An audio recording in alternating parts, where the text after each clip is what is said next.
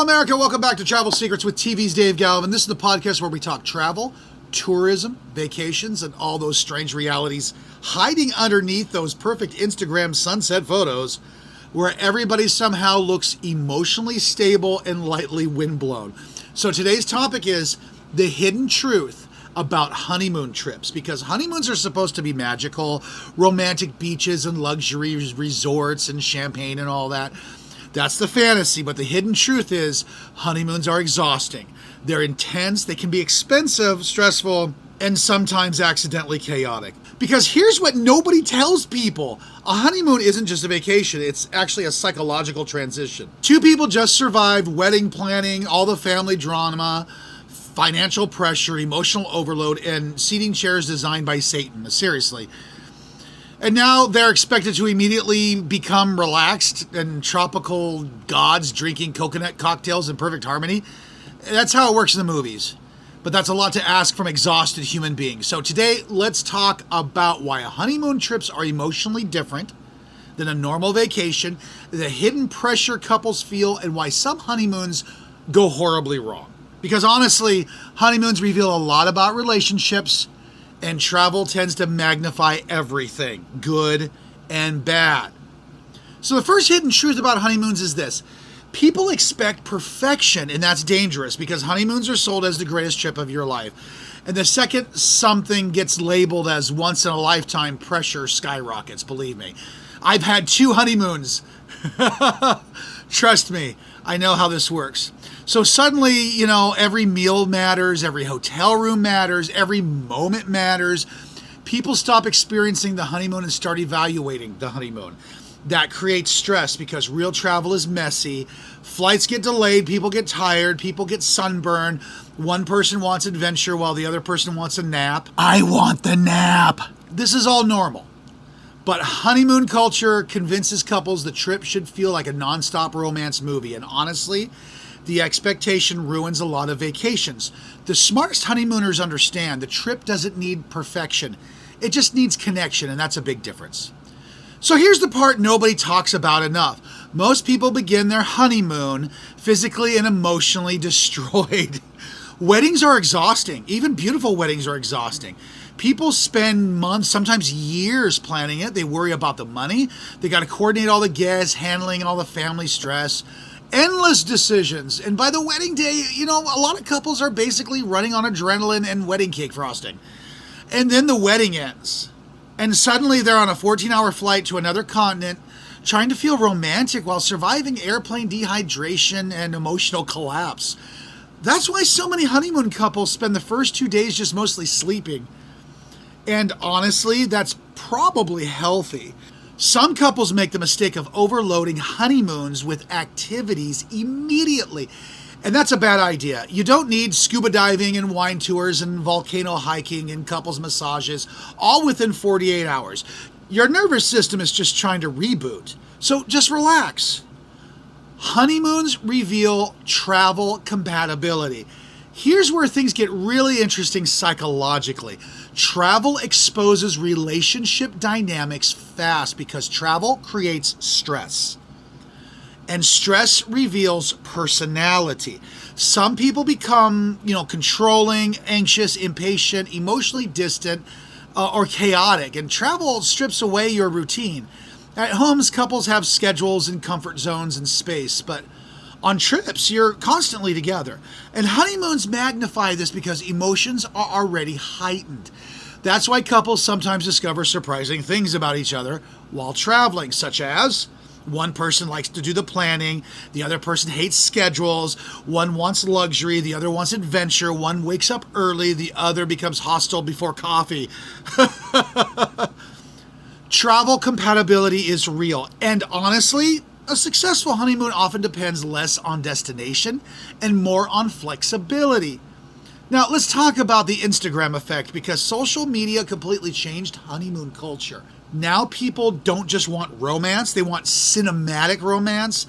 Luxury villas, floating breakfasts, private infinity pools, flower-covered bathtubs that somehow look impossible. And honestly, some of it does look amazing. But social media edits reality aggressively. Nobody posts about the food poisoning, the airport delays, arguments about directions, your exhaustions, or sweating through custom lines. Because you're just sitting there in customs just going, God, can I just get out of here, please? But those things happen. Real travel includes inconvenience, and couples who chase perfect content often miss the actual experience itself. Sometimes people become so focused on documenting the romance, they stop experiencing it, which is honestly one of the weirdest side effects of modern travel culture. Honeymoons are secretly financially stressful. Now let's discuss the giant tropical elephant in the room, which is money. Honeymoons are expensive, especially today. Luxury resorts, the flights, the dining, the activities, the upgrades, and many couples feel pressure to go big because, you only honeymoon once. I've done it twice. So this is emotionally powerful marketing. The wedding industry and the travel industry both understand this psychology perfectly. That's why honeymoon marketing is so emotionally intense, because everything becomes kind of unforgettable and exclusive, and they sell you a once-in-a-lifetime dream experience. Honestly, some couples overspend massively just trying to create a fantasy, then financial stress follows them home, which is not exactly romantic. My wife and I recently took a trip to Europe. We did Italy. We did a princess cruise. It wasn't necessarily our honeymoon, but it was our anniversary trip. 23rd wedding anniversary, I might add. I'm still paying off the $4,000 I spent on my credit card. And I'm going to probably for quite a while. It's just the way it is. And I was prepared to do so. None of this is exactly romantic. The smartest couples focus less on impressiveness and more on experience quality. Honestly, some of the happiest honeymoon memories come from really the simple moments: wandering cities, eating together, laughing during disasters, relaxing without pressure, not necessarily from $1,000 resort upgrades. My favorite memories of our trip to Europe was literally sitting down in a restaurant and eating the most amazing Italian food I've ever had in my life. Take out the word Italian out of that sentence. It was some of the most amazing food in my life. And my wife, she had completely agreed, 100%. She was all like, this food is amazing. And we still talk about the food. We still talk about sitting down in this one restaurant with the one waiter who could actually speak English and actually explain to us what was in the dishes. We still talk about that, because that was the experience that made us happiest the most. The two of us sitting down, having a nice meal. So now let's talk about honeymoon disasters, because they absolutely happen. The missed flights, the bad weather, the terrible hotels, arguments. Honestly, sometimes honeymoons fail because expectations were kind of unrealistic from the start. People assume now that the wedding's over, everything just becomes perfect. But marriage doesn't magically eliminate stress. Actually, just the opposite. Vacations don't magically eliminate emotional baggage. In fact, travel actually amplifies emotions, and that's why emotionally healthy couples usually handle honeymoon problems better. They adapt, they laugh things off, they stay flexible. Meanwhile, couples obsessed with perfection tend to spiral harder when problems happen. And on long trips, something always happens, and that's just the way life is. Now, here's the hidden truth smart travelers understand. The best honeymoons are slower. They're not busier. The best trips are going to leave room for spontaneity, maybe a nap, wandering around the city a bit, and of course, emotional breathing room. Trying to maximize your honeymoon will often destroy them. Couples exhaust themselves chasing activities instead of enjoying each other. Honestly, some of the best honeymoon destinations are places where people naturally kind of just slow down. Italy, Greece, French Polynesia, those small coastal towns, luxury resorts with minimal schedules, because romance thrives in calm environments, not in hyper-scheduled tourism marathons. Now, here's the beautiful part. Despite all the chaos and the pressure, honeymoons often become deeply emotional memories because they symbolize that transition, beginning and partnership and future shared experiences and all that crap. Psychologically, humans attach powerful emotions to firsts. first trip together as a married couple becomes emotionally significant. Even imperfect moments become meaningful later. That's why couples often laugh about honeymoon disasters years later.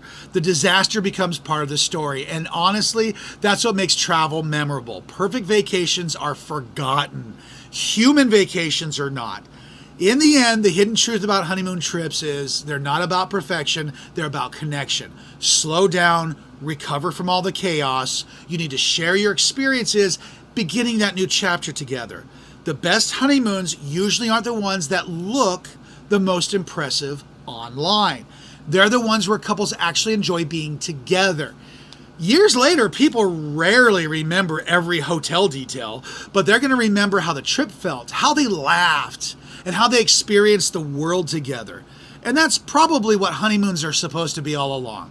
Not performance, not perfection, just shared memories, preferably with fewer airport delays. We'll see you next week.